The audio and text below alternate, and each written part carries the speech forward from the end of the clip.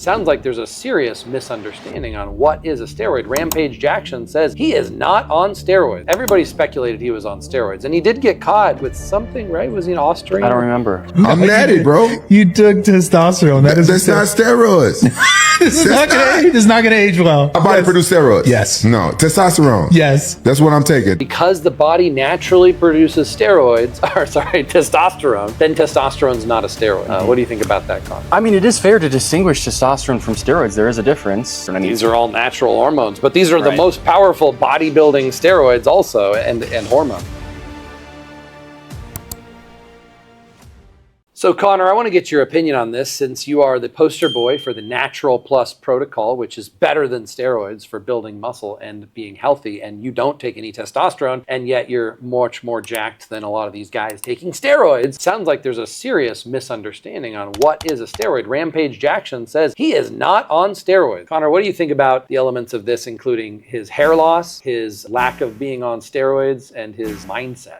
I think I started losing my hair after I did testosterone after fighting John Jones. That's what I think. Cause none of my brothers are bald and my dad. Oh, I didn't take steroids.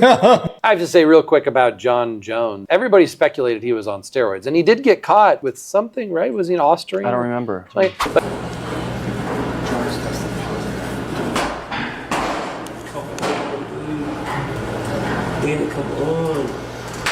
But anyways, he looked like he was on steroids. So I think when other fighters saw John Jones, they're like, oh, wow, if he's on whatever he's on, I want to be on. Spectacular. Give me 14 of them right now. Really? Mm-hmm. Do you know what's in here? I don't care. Don't tell me. No, I'm going to tell you. Let's up our androgen game. I'm natty, bro. You took testosterone. That's not steroids. It's not gonna age well. My body produce steroids. Yes. No, testosterone. Yes. That's what I'm taking. The Okay. same thing my body produces. But our body produces it naturally.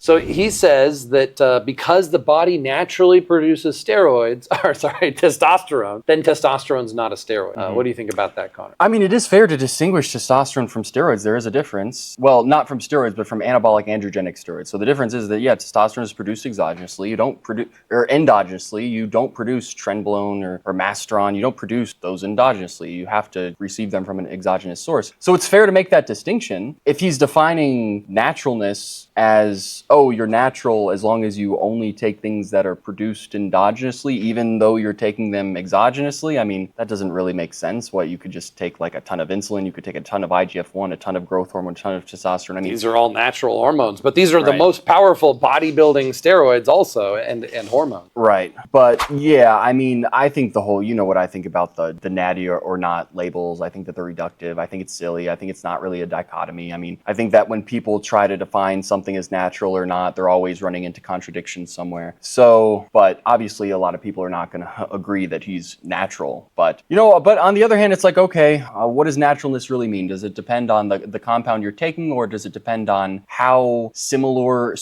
your hormonal profile is to primal humans? Because if you have low testosterone and then you take TRT, your testosterone will actually probably be more similar to a caveman's testosterone. So, I mean, it's really subjective. It's opinion-based. What is natural? What is not? But obviously he's going to garner some criticism for that take. But let's keep playing it, because I don't think Bradley Martin has a great argument against it.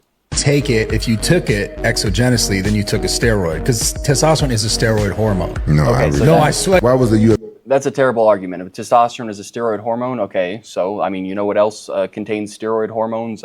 Eggs. Like cholesterol is a steroid hormone. Vitamin D is a steroid hormone. So just because something is a steroid hormone does not make it unnatural, right? I think that he has to come up with a better excuse as to why injecting testosterone exogenously would be considered not natural. Just a steroid, I don't think people understand that steroid just refers to something's molecular structure. I believe specifically at 4 carbon rings or something like that. And so it's the same thing with peptide. Everyone is saying, oh, peptides are good, peptides are bad. Peptide just refers to a string of amino acids that are linked together by peptide bonds. These words, they just describe something's molecular structure. They don't determine whether it's beneficial, whether it's natural, whether it's not. It's just referring to the molecular structure. So just because something is a steroid hormone doesn't mean it's natural or it's not. Was he allowing it with a doctor's prescription?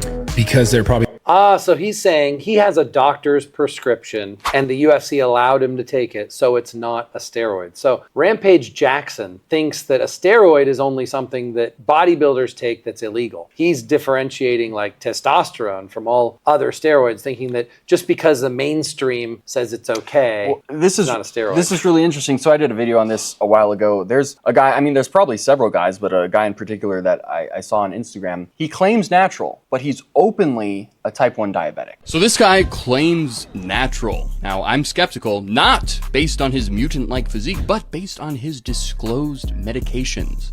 So this guy is a self-admitted type 1 diabetic. If you're not aware, type 1 diabetics have lost their ability to produce insulin endogenously, so they must acquire it from an exogenous source. So, which means that he is injecting insulin. And the reality is that insulin, that's a pretty strong anabolic hormone. I mean, that's one of the most hardcore hormones that bodybuilders inject. Can you really be natural if you're injecting insulin exogenously? Probably not, but people, they don't like to admit that because it seems not fair. Because this guy, his life depends on injecting this exogenous anabolic hormone. And WADA would actually agree with those people because they do give exemptions, therapeutic use exemptions for people like that. So they will say, okay, you're a type 1 diabetic, it's actually okay. You can compete naturally and inject insulin. But obviously this is a slippery slope. I think one of the reasons he thinks this is because in like 2011, the UFC, they actually allowed people to get therapeutic use exemptions for testosterone. Now, of course, they stopped doing that because it was abused. You know, people just don't take the amount of testosterone that allows them to reach normal levels of testosterone. Obviously, they're going to abuse those exemptions, and so that's why they don't do it anymore. But that's why he probably thinks that, because he's thinking, okay, it's prescribed by a doctor, I could get a therapeutic use exemption, and I could act like back in the day, I would be able to compete in the UFC with this testosterone. So I get what he's saying. You know why the whole system is broken also? Because if, let's say, the UFC says, oh, you can have your testosterone level up to 1,000 and beyond that is not, that's considered taking steroids, but every human has a different sensitivity to their androgen levels.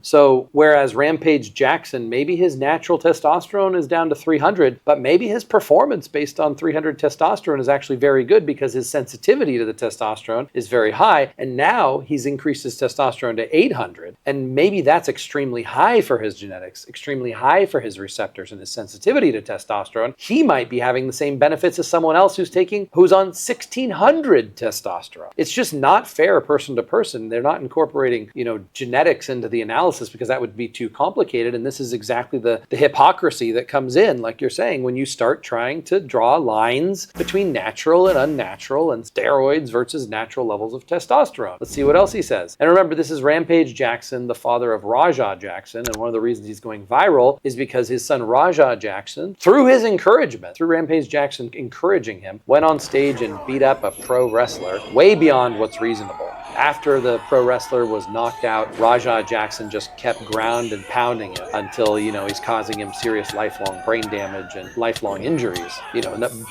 Normally when you knock someone out in a professional fight, that's the end of the fight. You don't knock them out and keep grounding and pounding them and destroying their entire future. That's grounds for a lawsuit. That's not professional etiquette. And it was Rampage Jackson raising Raja Jackson like that to have a fragile ego that caused that reaction by Raja Jackson, which makes me nervous when these type of guys are using steroids. We allow it to a certain dose. But You did take steroids. No, I didn't. We was allowed to bring our levels up to like 800. It's funny, levels up to 800, what period of time? If you take an injection of testosterone on Monday, maybe your levels go up to 2,000 for a couple days, and then they drop down to 800, and they drop down to 500. You can choose when you do the blood test to decide what level you're going to show that you are, or claim to the world that you are. Yeah, So he brought his levels up to 800 with injecting testosterone, which has side effects of causing your body to produce less of its own testosterone, suppressing natural testosterone production, all the side effects come with that. But your protocol brought your testosterone level up to what? Using what? the maximum it's gotten to is 1,120. That was just with Enclomiphene, 6.25 milligrams per day. I mean, like, you could argue that, okay, injecting testosterone maybe maybe your IGF-1 is going to be a little higher than on Enclomiphene. Maybe your SHBG is going to be a little lower. But yeah, I mean, my testosterone, I certainly got up higher than 800. 800 I can maintain with just 3.125 milligrams of Enclomiphene. So yeah,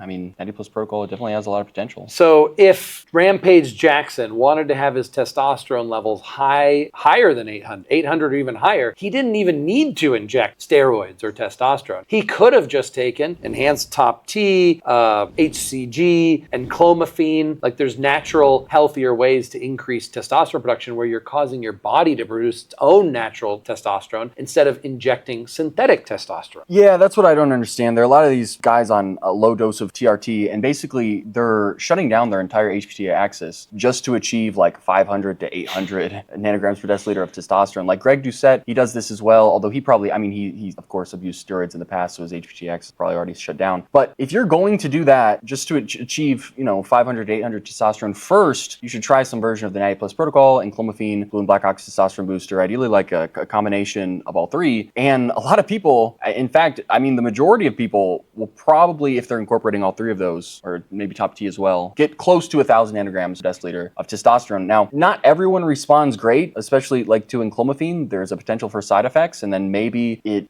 makes sense to hop on TRT if you really don't respond well to the Enclomiphene. But people should at least give this a try, because then you get the benefit of maintaining your endogenous testosterone production, and you're not reliant on any compounds. You're not addicted to them. You can discontinue them at any time and just revert to baseline, and you don't feel that, like, psychologically, you don't feel like you're really relying on some sort of exogenous source of testosterone just to be able to function. And I think that's a good psychological benefit. So yeah, I think that there's no reason why they shouldn't at least try that protocol first before they hop on TRT. So how did Rampage Jackson end up on injectable testosterone? His doctor prescribed it. Now, that doctor probably isn't aware that he could have also prescribed Enclomiphene and gotten Rampage Jackson testosterone even higher without suppressing his own natural testosterone, without injections. And a lot of doctors are just not aware that they can even prescribe Enclomiphene, or maybe the profit margin isn't as high, or maybe because they could prescribe Enclomiphene and they could end up taking it for many months and get one bottle with a higher dosage, take a low. Anyways, there's a lot of reasons why doctors could make more money by prescribing testosterone than Enclomiphene. Well, they're incentivized. Doctors are incentivized to give you addictive compounds, because then you're hooked on it for life, and your lifetime profit to them is greater. So Enclomiphene, you could just discontinue at any time. TRT, you're kind of hooked for life. I mean, it's possible, of course, you could do a PCT and come off, but that's quite the arduous process. Most people aren't willing to do that. And so, yeah, of course, you prescribe someone TRT and they're basically hooked on it for life. And there's certainly an incentive to prescribe someone TRT over Enclomiphene. So I'm a medical lawyer, and I'm encouraging doctors to start prescribing some of these newer medications that are far superior, that have more effectiveness, that have less side effects, but sometimes the doctor will make a little bit less profit because they're not prescribing something that's addicting. And they think that they can't prescribe it sometimes because they are not informed about what the evidence says, because most doctors don't do much continuing education when it comes to human optimization. Most doctors' information comes from pharmaceutical companies, and it's just all marketing, and that's what doctors know. So it's my job as a medical lawyer to educate these doctors that there are newer, better prescriptions that they could be prescribing, that yes, they might make a little bit less money, but they're going to have such better patient outcomes that they will have patients for life to come back to them for other optimization attributes, other things that the patient wants to optimize. And it's going to set them apart as being doctors who are on the cutting edge, who are prescribing more effective things. And they should get a lot more referrals by word of mouth. So I'm encouraging doctors to think more long-term instead of short-term. That's always hard to do with any humans. It's actually very hard to do with doctors as well, but that's my life mission. Connor Murphy has been the perfect test case and poster boy of the Nature Plus protocol. He's proven through extensive lab work that his protocols are healthier, more effective, and safer than both natural and traditional prescribing protocols by medical doctors. So keep following as Connor Murphy continues to experiment and find the most optimal human protocols that have the least side effect for the most efficacy. And I'm Dr. Tony Huge signing off. Be swole and swole, friends of freedom, pioneers of human evolution. A day natural is a day wasted, and for every biological problem, there's a chemical solution.